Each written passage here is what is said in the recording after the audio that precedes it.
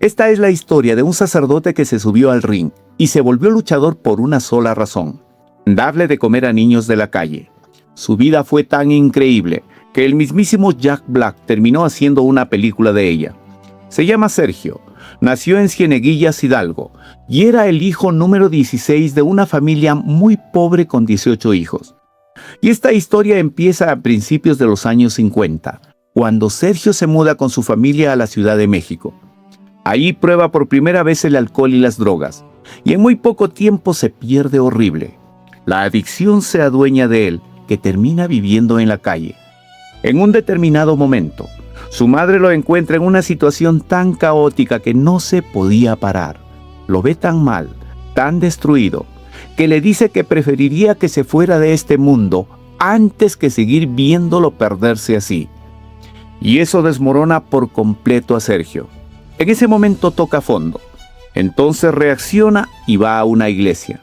Le pide ayuda a un sacerdote, pero el sacerdote le dice que ahí no es un centro de rehabilitación. Se enoja y, según Sergio, hasta lo saca de las orejas de la iglesia. Y ese rechazo le deja una herida tan profunda clavada en el corazón. Si hubiera sacerdotes más humanos, más empáticos, muchos jóvenes como él podrían cambiar. Así que poco tiempo después, Sergio decide que se va a meter de cura. Pero antes de entrar al seminario tenía que desintoxicarse. Así que se va a una clínica, entra al plan. Ahí lo meten a una habitación, lo acuestan en una especie de cama y lo amarran de los brazos. Una desintoxicación forzada, durísima. Y cuando le empieza la abstinencia, suda, grita, siente que necesita alcohol. Ve que las paredes se encogen y hasta siente que el foco se convierte en un monstruo. Lo tuvieron así casi una semana. Pero sale, se desintoxica y entra al seminario. Ahí recibe formación espiritual, moral e intelectual. Y con el tiempo viaja a España y a Roma. Estudia teología, filosofía, psicología de la delincuencia y psicología de la adicción. Básicamente, Sergio no quería ser un sacerdote de oficina. Quería regresar a México a ayudar a los que estaban viviendo lo mismo que él ya había vivido. Y en 1970 lo mandan a Veracruz. Ahí empieza a trabajar con jóvenes de colonias populares, muchachos en la calle, adictos, delincuentes, personas que nadie quería cerca. Y como siempre lo seguían, la gente empezó a decirles los perros del padre. Pero Sergio corrigió el apodo. Dijo que no les dijeran perros, que mejor les dijeran cachorros. Y una noche ve a un niño durmiendo afuera de su iglesia. Le pregunta qué hacía allí y el niño le dice que no tenía casa. Así que Sergio lo mete a dormir en una oficina. Pero en pocos días ese niño ya no llega solo. Llega con más y así, sin planearlo, Sergio empezó a juntar a sus cachorros. Y en mayo de 1973 se convierte en sacerdote. Ya como padre, la ayuda crece. Empieza a darle techo y comida a niños y jóvenes que encontraba en la calle hasta que un día sus superiores lo descubren. Y para detener esto, lo mandan a Puebla a dar clases. Sergio creía que era el fin, así que simplemente intenta dejar atrás a sus muchachos. Pero 4 días después, ya en Puebla, le avisan que lo buscan en la puerta. Eran los cachorros, lo habían seguido. Así que Sergio renta una habitación y empieza a sostenerlos como puede, incluso agarrando comida de la despensa del seminario. Pero cierto día lo descubre. Su orden se da cuenta de que estaba agarrando comida para alimentar a los cachorros y un padre básicamente le dice: vete de la orden, busca un obispo que te reciba y llévate a tus muchachos.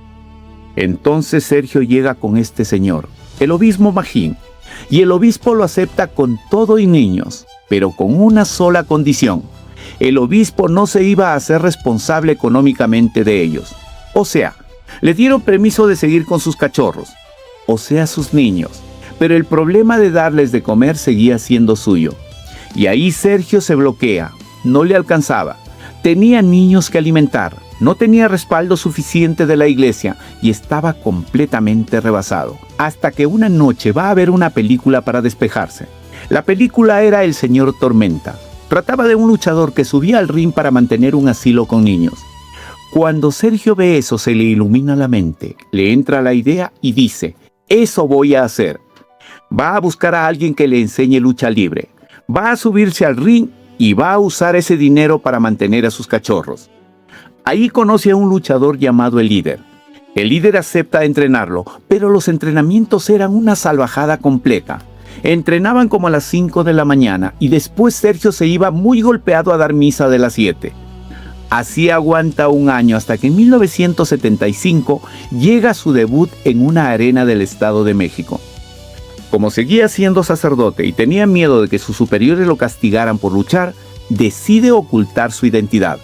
Se pone una máscara, un traje amarillo con dorado, relámpagos rojos y un nombre que mezclaba su vida religiosa con la película que lo inspiró. Así nació Fray Tormenta.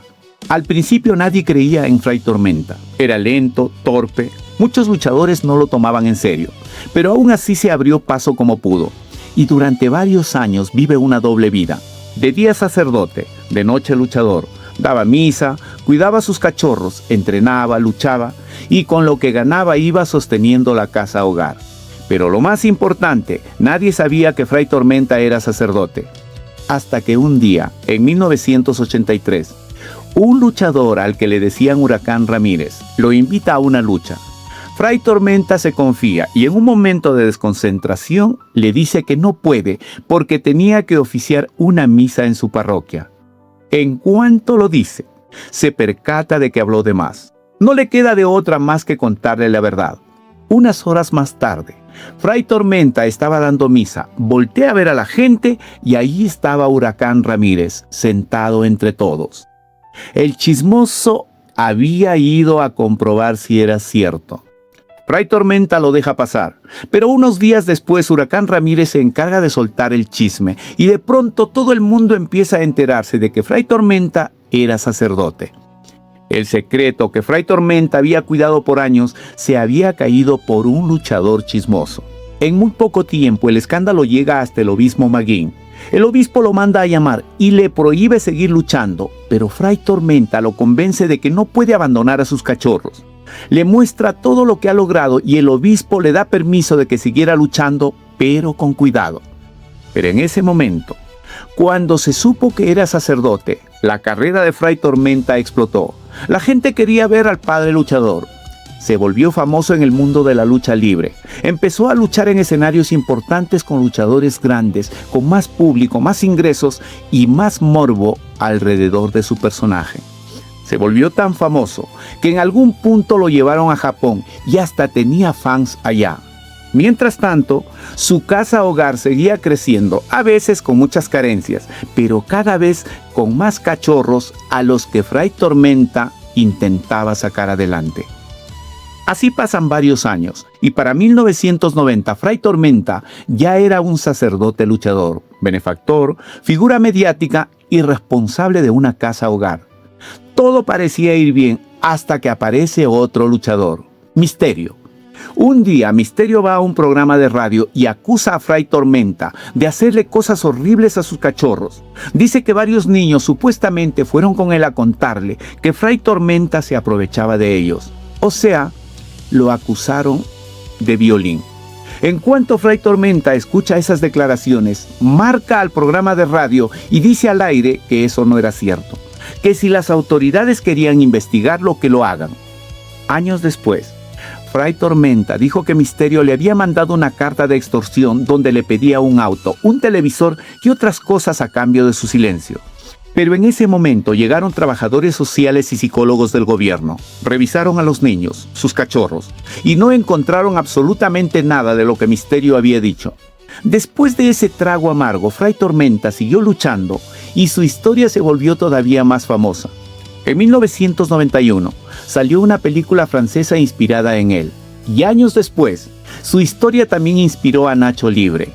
Con el dinero que ganó de las películas, Fray Tormenta remodeló su casa hogar y durante todo ese tiempo, Fray Tormenta siguió haciendo lo mismo, dando misa, subiéndose al ring y cuidando a sus cachorros. Así sigue hasta el 2011. Para ese año ya había otro problema. Apareció un impostor que usaba su nombre para hacer negocios y estafar a la gente. Aparte de los años de golpes, caídas y patadas, ya le estaban pasando factura. Así que Fray Tormenta decide retirarse y en julio del 2011, en su despedida, para eliminar al impostor de una vez, se quita la máscara y revela su rostro. Fray Tormenta no perdió la máscara, la sacrificó para que nadie más pudiera venderse como él. Después de eso siguió siendo sacerdote vinculado a su casa hogar y funciones de apoyo. Y hasta la fecha, por la casa hogar de los Cachorros han pasado más de 1000 niños. Y de ahí han salido médicos, maestros, contadores, técnicos en computación, abogados y también luchadores como Místico. Si te gustó esta historia, recuerda que no importa qué tan hondo hayas caído, siempre puedes levantarte y ser el héroe de alguien más. Hasta el próximo video.